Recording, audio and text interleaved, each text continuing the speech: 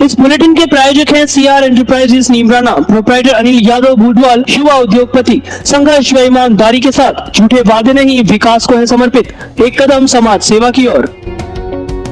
मंगलम Rambagh भैरोड road Neemrana की बीडा द्वारा अनुमोदित सबसे भव्य एवं सर्व सुविधा युक्त विकसित आवासीय योजना। आपको मिलेगी विश्व स्तरीय सुविधा जैसे चौड़ी सड़कें, बड़े खूबसूरत पार्क, भूमिगत विद्युतीकरण, आवासीय क्लब हाउस। 100 से 400 वर्ग गज तक के प्लॉट्स रुपए 14,900 प्रति वर्ग गज में। 10 बाई 20 दुकानें मात्र 10 और 12 लाख में। सभी प्रमुख बैंकों से लोन सुविधा के साथ। आज ही बुक कराने के लिए कॉल करें चेतन यादव को। नमस्कार, मैं हूं Mukesh Sharma.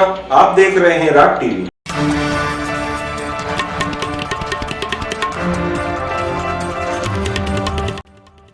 Behror hotel highway express में भाजपा नेता मोहित यादव ने पत्रकारों से वार्ता करते हुए वर्तमान सरकार व विधायक पर उठाए सवाल। साथ ही बहरोड विधानसभा में सड़कों की स्थिति पर चर्चा की। भाजपा युवा नेता मोहित यादव का कहना है कि सड़कें जर्जर हालत में हैं, जिनसे आम जन को काफी परेशानियों का सामना करना पड़ रहा है। बीते दिनों में विधायक ने सड़क निर्माण को लेकर जो वादे किए थे वह काम अभी तक चालू नहीं हुए हैं। उन्होंने दावा किया है कि आने वाली सरकार भाजपा की होगी। इस दौरान निश्चित रूप से प्रदेश में बदलाव आएगा। मोहित यादव ने कहा कि 13 सितंबर को जो भाजपा कार्यकर्ताओं द्वारा मुख्यमंत्री के नाम एसडीएम को ज्ञापन का कार्यक्रम होना था, वह कोरोना गाइडलाइन के चलते अनुमति नहीं मिलने के कारण स्थगित किया गया है। उन्होंने बताया कि गाइडलाइन क्लियर होते ही आमजन के साथ भाजपा कार्यकर्ता मुख्यमंत्री के नाम उपखंड अधिकारी को ज्ञापन सौंपेंगे। इस दौरान बरडोज मंडल अध्यक्ष राधेश्याम शर्मा, जिला पार्षद देशराज खरेरा, राजेंद्र गुप्ता, मंडल अध्यक्ष संजय मीर, अश्विनी टाइगर सहित अन्य लोग मौजूद रहे। देखें किन सवालों के जवाब मांगे युवा नेता मोहित यादव ने। क्या क्या दिक्कतें हैं लोगों की, उसके ऊपर आपका ध्यान केंद्रित करने के लिए हमने ये प्रेस कॉन्फ्रेंस आज रखी है। सबसे पहले तो आप सबके बीच में, जैसा कि हमें विदित है कि भाई यहाँ पर जो बहरोड की समस्याएं हैं, वो समस्याओं के ऊपर आपका ध्यान मैं केंद्रित करना चाहता हूँ कि हमारे बहरोड के अंदर जो बहरोड की सड़कें हैं वो बिल्कुल जर्जर हो चुकी हैं, ख़राब हो चुकी हैं। चाहे हम कहीं से भी बहरोड के अंदर घुसने की कोशिश करें, सड़क नाम की चीज़ बची नहीं है। चाहे हम सोडाबाज के अंदर से घुस लें, चाहे हम कुंड रोड की बात कर लें, चाहे हम कुटोली वाली सड़क की बात कर लें, पहाड़ी वाली सड़क की बात कर लें, सारी सड़कों का बुरा हाल हो चुका है। हर जगह गांव-गांव के अंदर हम जहाँ भी जा रहे हैं, क्योंकि मेरे को बहुत ज़्यादा अपने पार्टी के कार्यक्रमों के तहत, अपने खुद के मेरे कार्यक्रम है उसके तहत गांव-गांव ढाणी-ढाणी जाने का मौका मिल रहा है। और मैं जब लोगों से बात कर रहा हूँ तो बहुत अचंभित हो रहा हूँ कि हर गांव के अंदर अवैध शराब के ठेके खुल चुके हैं, अवैध शराब का डिस्ट्रीब्यूशन हो रहा है, और यूथ को बिगाड़ने के अंदर हर जो चीज़ पॉसिबल है वो होती जा रही है। कोई भी उनके ऊपर सवाल उठाता है, कहीं पे भी कोई भी गाँव का व्यक्ति सवाल उठाता है या फिर कोई सोशल मीडिया पर सवाल उठाता है, तो उसी समय प्रशासन हरकत में आता है और उस व्यक्ति को जो सवाल उठा रहा है उसी को जेल के अंदर डाल देता है, 151 में गिरफ्तार कर लेता है और उसको पीड़ा देता है, उसको मार कुटाई होती है और उसका डायरेक्ट लाइव वीडियो विधायक जी के साथ शेयर होता है। तो ये सारी चीज़ें सामने आ रही हैं हमें। उसके साथ साथ जो कुंड रोड की हम बात करते हैं, कुंड रोड के ऊपर बड़े लंबे समय से पेंडिंग चल रहा है, काम नहीं हो रहा। हर बार ये कह दिया जाता है कि स्टे लगा हुआ है, स्टे लगा हुआ है। स्टे थोड़े से टाइम के लिए लगा हुआ था, स्टे हट गया। स्टे हटने के बाद भी जो पेड़ों की समस्या थी कि भी पेड़ शिफ्ट होने थे, उसके लिए 5 करोड़ रुपया आवंटित हुआ। 5 करोड़ रुपए के पेड़ शिफ्टिंग के अंदर लिए गए, लेकिन कहाँ गए ये किसी को नहीं पता। सारे पेड़ काट लिए गए, कहीं पे शिफ्टिंग हुई दिखाई नहीं दे रही। हमने कई बार कोशिश की कि हम पूछे कहाँ है पेड़, तो कभी बताया जाता है कि भेटेड़ा लगे, कभी बताया जाता कहीं लगे, लेकिन हमें पेड़ कहीं दिखाई नहीं दे रहे। तो भारतीय जनता पार्टी का एक एक कार्यकर्ता, विधानसभा का एक एक नौजवान ये पूछता है कि एनवायरनमेंट के लिए कौन सोच रहा है और जब पेड़ लगाए तो कहाँ गए। साथ ही जो कोरोना काल के अंदर राशन आया, दलितों के लिए आटा आया, राशन आया, किटें आई, केंद्र सरकार ने, हमारे यशस्वी प्रधानमंत्री नरेंद्र भाई मोदी जी ने हमारे को यहाँ पे बहरोड के लिए, विधानसभा के लिए भी अनेकों चीज़ें भेजी कि गरीबों का या फिर जिनका अपना व्यवसाय नहीं है, उस समय तकलीफ में है, उनके लिए राशन भेजा जाए। वो राशन सारा आया, 5 करोड़ रुपए के लगभग कोरोना काल के अंदर इकट्ठा हुआ या फिर सरकार के थ्रू आया। वो सारा का सारा पैसा कहाँ गया, ये सवाल बहुत बड़ा सवाल। सारे अधिकारियों से जब आरटीआई लगाई गई, जब आरटीआई के अंदर बात हुई, तो हमने भी जानकारी लेने की कोशिश की तो ये आया कि भाई वो सारा का सारा राशन किटें बट गई, लेकिन गांव के अंदर जब हम पहुंचे और सत्यापन के लिए हमने बात करनी शुरू की तो वहाँ पर कुछ भी नहीं मिला। तो ये भी जांच का विषय, और अभी जांच अगर नहीं होती है, क्योंकि इसके लिए मैंने मुख्यमंत्री जी को भी, माननीय मुख्यमंत्री जी को भी लिख के भेजा है, हमेशा मेरे पास रिप्लाई आता है कि भाई जांच चल रही है, लेकिन जांच का कोई भी चीज़ नहीं हो पा रही। तो अगर अभी जांच नहीं होगी तो जब अगली बारी सरकार आएगी, जिसके अंदर क्योंकि भारतीय जनता पार्टी की सरकार आना तय है, कांग्रेस की सरकार जाना तय है, और जैसे ही आती है तो जो भी इसके अंदर लोग इन्वॉल्व हैं उसके अंदर उनके ऊपर हम दोबारा से जांच कराएंगे, और अगर इसके अंदर कोई भी गलती पाई जाती है तो उनको सजा भी दिलवाने के अंदर पूरी अपनी कोशिश। सरकार के अंदर ITI मंजूर हुई थी, इंडोर के अंदर आधा काम रुक के करके वो रोक दी गई, उसका कोई भी चालू नहीं हो पा रहा। अगर ये ITI चालू हो जाती तो ITI चालू होने के अंदर लोगों को लाभ मिलता, युवा साथियों को लाभ मिलता, लेकिन उसके बारे में कोई सोचने वाला नहीं। बहरोड के युवा आज भटक रहे हैं। बहरोड के युवा भटकने से क्या हो रहा है, बहरोड के अंदर क्राइम बढ़ता जा रहा है। आज क्राइम के क्षेत्र में बहरोड पूरे राजस्थान में नंबर 1 हो चुका है। ये हमने पत्रकार बंधुओं से ही सुना है, और न्यूज़ के अंदर भी फ्रंट पेज के ऊपर ही कई बारी खबरें लगी हैं, अलग अलग न्यूज़ चैनल्स के ऊपर ये बताया जाता है। तो उसके अंदर हमने देखा कि बहरोड पिछले 3 साल में जो उपलब्धि सबसे बड़ी रही है बहरोड की, वो ये रही है कि क्राइम के क्षेत्र में नंबर 1 हो चुका है बहरोड। ये गलत है, क्योंकि युवा हमारे साथी हैं वो भटक रहे हैं, क्योंकि उनको नौकरियां नहीं मिली। जो नौकरियों के वादे किए गए थे, जो बेरोजगार भत्ते का वादा किया गया था, कांग्रेस सरकार ने जो बोला था कि भाई नौजवानों को 3500 रुपये बेरोजगार भत्ता देंगे, वो अब तक किसी को नहीं मिला। जो पहले मिलता था वो भी बंद कर दिया गया।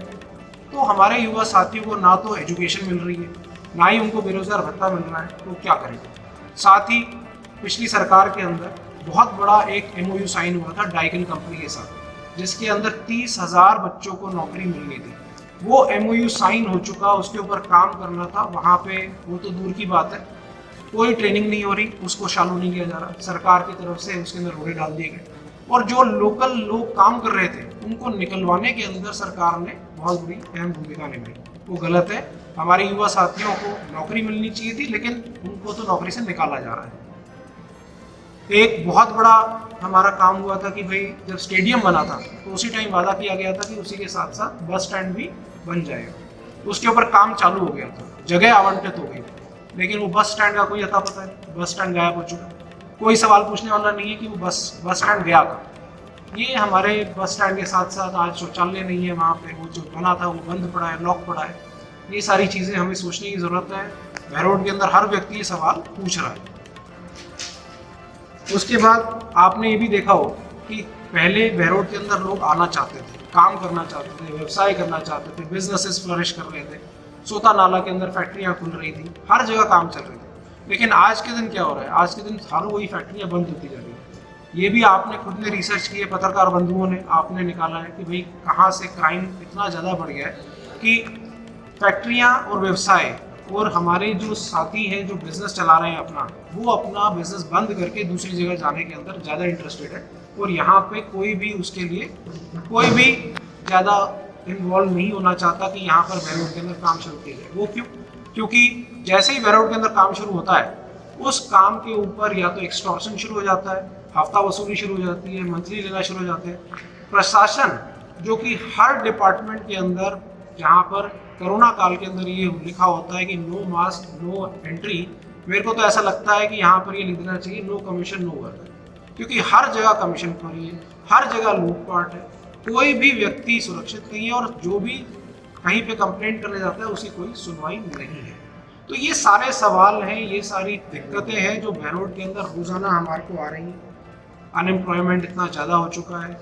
हमारे को ये तो कहा जाता है कि भाई हॉस्पिटल मॉडर्न हो गया है, नई नई चीज़ें हो गई हैं, लेकिन आप आज ही जाके देखिए हॉस्पिटल की स्थिति, हॉस्पिटल में कुछ भी नहीं है। हॉस्पिटल जर्जर हालत में हो रहा है, उसके ऊपर काम भी करना है। सिर्फ घोषणाएं करने से काम नहीं चलता है। आज कोई भी घोषणा कर दी जाए उसके ऊपर एक्ट भी होना चाहिए। हमने उप तहसील बना दी, वहाँ कोई अधिकारी नहीं है। आपने पशु औषधालय खोल दिए, वहाँ कोई डॉक्टर नहीं है। जो भी घोषणाएं करते हैं उसके साथ उसको अमल करने के लिए आपको उसके ऊपर काम भी करना जरूरी है, तभी डेवलपमेंट होता है, वरना डेवलपमेंट नहीं होगा। हमारा बहरोड आगे नहीं बढ़ पाएगा। चाहे पानी की समस्या हो गाँवों के अंदर, वो जल्दी ठीक हो जाएगी। यहाँ पर सासेड़ा जोहड़ के अंदर बोला गया कि 10 दिन के अंदर काम शुरू हो जाएगा। मेरे को तो ऐसा लगता है कि जो विधायक हैं वो विधायक कांग्रेस पार्टी से बहुत ज़्यादा प्रभावित है, क्योंकि कांग्रेस पार्टी के जो लीडर हैं उनको सिर्फ दस्तक गिनती आती है, हर चीज़ में वो दस्तक गिनती करते हैं, चीज़ हो जाती है। लेकिन 10 तक गिनने से काम नहीं चलेगा, काम कराना भी पड़ता है। आगे पढ़ाई नहीं की है कोई बात नहीं, लेकिन उसके आगे काम होना चाहिए। सिर्फ ये बोलना कि मैं 10 दिन में ये चालू करा दूंगा, 10 दिन में वो करा दूंगा, आज तक उसके ऊपर कोई कार्रवाई नहीं हुई। ये करीबन नहीं तो 3 हफ्ते पहले विधायक जी ने कहा था कि 4 दिन के अंदर हम काम शुरू करा देंगे और इसका हमारे को रिजल्ट मिलेगा। अब तक कोई काम शुरू नहीं हुआ। इसी तरह से जहां भी जो घोषणाएं हुई है उसके अंदर कहीं भी कुछ नहीं हुआ। ये सारी दिक्कतों के साथ लोग आक्रोश के अंदर हैं, लोग आक्रोशित होते जा रहे हैं। लोग बोल रहे हैं कि हमें सड़कों पर उतरना जरूरी है, हमें सरकार को जगाना जरूरी है, क्योंकि सरकार सो रही है। सरकार बिल्कुल निगलेक्ट कर चुकी है कि बहरोड के अंदर कोई भी बहरोड एग्जिस्ट ही करता है। ऐसा लग रहा है कि उन्होंने ये मान लिया है कि बहरोड राजस्थान का हिस्सा ही नहीं है, क्योंकि कोई भी काम यहाँ पर ढंग से नहीं हो रहा। यहाँ पर सिर्फ और सिर्फ एक चीज़ हो रही है कि किस क्राइम में कौन सबसे ज़्यादा आगे जाएगा। यहाँ पे उल्टी सीधी चीज़ें, हरकतें, इलीगल वेपन्स के अंदर बहरोड का नाम सबसे ज़्यादा हो रहा है। अभी मैं आ रहा था, हमारे मंडल अध्यक्ष जी भी बता रहे थे कि कल रात को ही एक गरीब व्यक्ति जो डाइकन में काम करके एक बच्चा आ रहा था, उसके साथ लूटपाट करके उसको मार के उसका फोन वोन छीन लिए।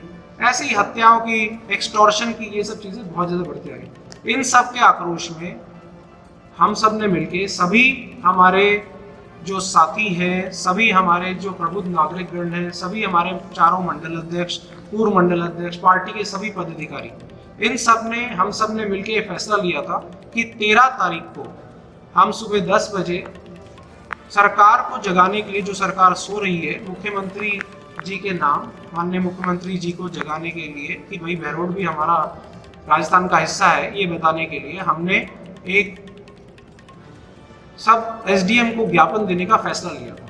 लेकिन वो एसडीएम को ज्ञापन देने के फैसले के अंदर, क्योंकि जब हमें पता लगा कि लोग इतने आक्रोशित हैं और सूचनाएं जा रही हैं पुलिस प्रशासन को भी और साथ के अंदर एसडीएम साहब को भी, और साथ के अंदर हमने जो परमिशन लेने के लिए उनको कहा कि हम आपके पास आना चाहते हैं और सरकार को, माननीय मुख्यमंत्री जी के नाम सरकार को ज्ञापन देना चाहते हैं, तो उन्होंने हमें प्रशासनिक अनुमति इस रीत की नहीं दी।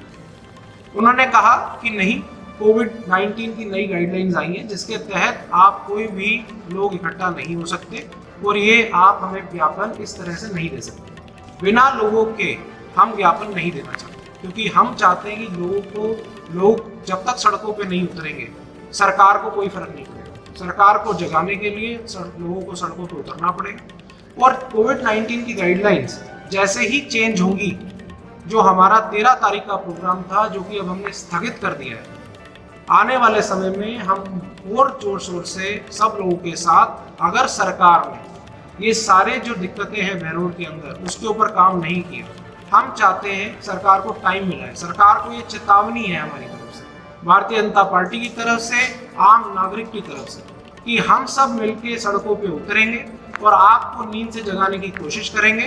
अगर आपने सही समय रहते सड़कों पे काम नहीं किया, क्राइम, गुंडागर्दी को खत्म नहीं किया, जंगल राज जो चल रहा है उसको खत्म नहीं किया, सारे अधिकारियों को नहीं लगाया, युवाओं के बारे में अगर नहीं सोचा, ये सब चीजों के ऊपर आपने काम नहीं किया, पानी की समस्याएं आपने दूर नहीं की, तो सभी लोग आक्रोशित होकर सड़कों पे उतरेंगे।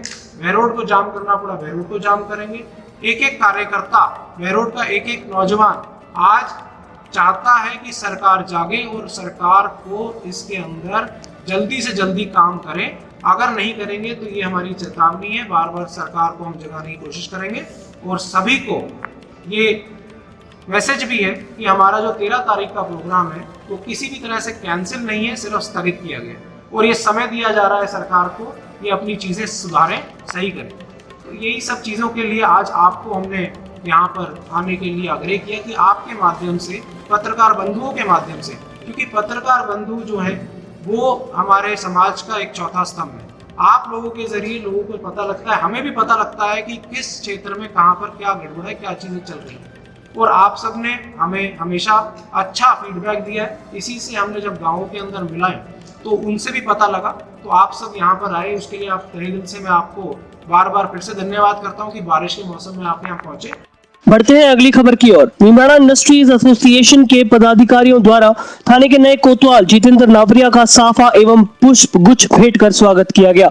इस दौरान उप निरीक्षक रमाशंकर शर्मा, एसोसिएशन के अध्यक्ष के शर्मा, सोतानाला इंडस्ट्रीज एसोसिएशन के अध्यक्ष आशीष मलिक, महासचिव केजी कौशिक, गिनी इंटरनेशनल के महाप्रबंधक एवं एचआर फोरम के अध्यक्ष सुधीर तिवारी, एचआर फोरम के महासचिव एवं पार्ले बिस्किट के मानव संसाधन प्रबंधक मांगेलाल धेतरवाल, पार्ले मानव संसाधन प्रबंधक वीके जैन, गिन्नी मानव संसाधन प्रबंधक KN यादव, अमित यादव सहित अन्य पदाधिकारी उपस्थित रहे।